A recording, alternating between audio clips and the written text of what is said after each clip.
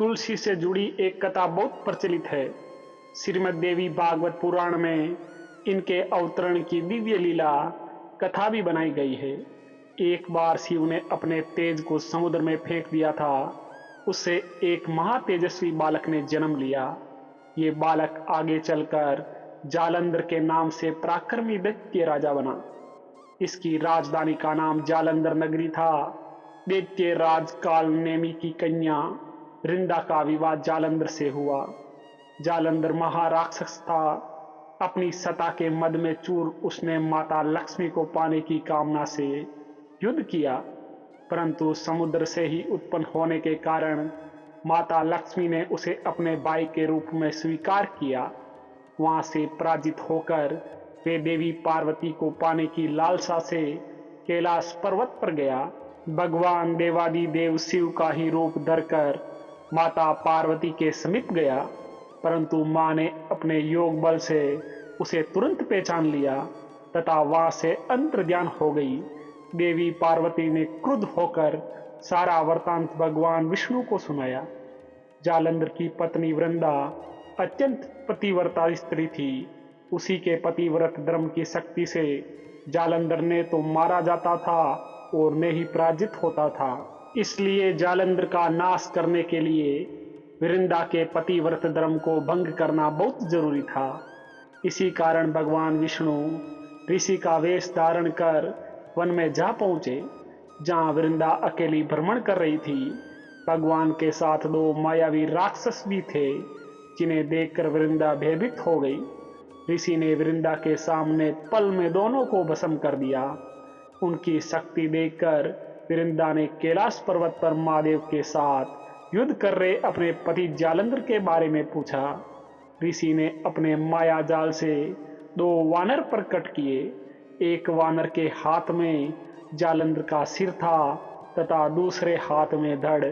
अपने पति की ये दशा देखकर वृंदा मूर्छित होकर गिर पड़ी। होश में आने पर उन्होंने ऋषि रूपी भगवान से विनती की कि वे उसके पति को जीवित करें। भगवान ने अपनी माया से पुनः जालंधर का सिर धड़ से जोड़ दिया, परंतु संयम भी उसी शरीर में प्रवेश कर गए। वृंदा को इस छल का जरा आभास न हुआ। जालंधर बने भगवान के साथ वृंदा पतिव्रता का व्यवहार करने लगी, जिससे उसका सतीत्व भंग हो गया। ऐसा होते ही वृंदा का पति जालंधर युद्ध में हार गया। इस सारी लीला का जब वृंदा को पता चला तो उसने क्रुद्ध होकर भगवान विष्णु को शिला होने का श्राप दिया तथा संयम सती हो गई। जहाँ वृंदा भस्म हुई वहाँ तुलसी का पौधा उगा। भगवान विष्णु ने वृंदा से कहा, हे वृंदा, तुम अपने सतीत्व के कारण मुझे लक्ष्मी से भी अधिक प्रिय हो गई हो। अब तुम तुलसी के रूप में सदा मेरे साथ रहोगी। जो मनुष्य भी मेरे शालिग्राम रूप के साथ तुलसी का विवाह करेगा, उसे इस लोक और परलोक में विपुल यश प्राप्त होगा। जिस घर में तुलसी होती है वहाँ यम के दूत भी असमये नहीं जा सकते। गंगा व नर्मदा के जल में स्नान तथा तुलसी का पूजन बराबर माना जाता है।